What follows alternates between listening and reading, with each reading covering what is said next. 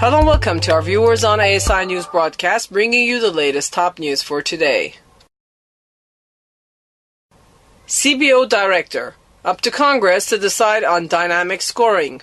Congress's official budget scorekeeper said it was up to members of Congress, not him, to decide whether to make dynamic scoring the norm for budget estimates. With Republicans set to take over both chambers of Congress in January, conservative lawmakers are considering overhauling the budget process to make official scores reflect the added tax revenue from economic growth that would come from cutting tax cuts. Republicans have said that such a dynamic score, rather than a static score that assumes no macroeconomic feedback from tax cuts, should be used as a baseline. Part of that effort could involve replacing the scorekeepers, including Elmendorf, whose term expires in January. Elmendorf said his office already provides dynamic scores and that it's up to members of Congress to decide whether or not to use them for the purposes of setting budgets and appropriating funds. Doing those kinds of analysis, again, for legislation that would plausibly have noticeable macroeconomic effects, and when there's time in the congressional process for us to do it, that's fine. We're doing that now, Elmendorf said.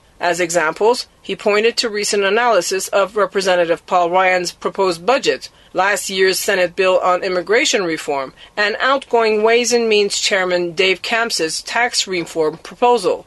But the Joint Committee on Taxation, not the CBO, provides the official scores for tax legislation. For Camp's reform proposal, the GCT published a range of estimates based on different macroeconomic effects, including one scenario in which the reform brought in an additional $700 billion.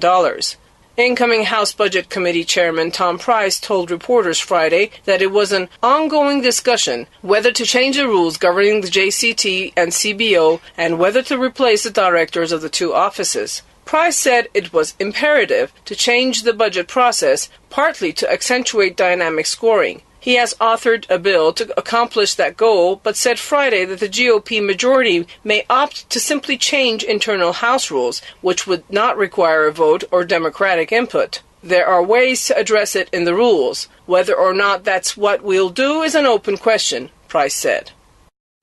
Those were the latest news brought to you from the American Studies Institute from Tehran.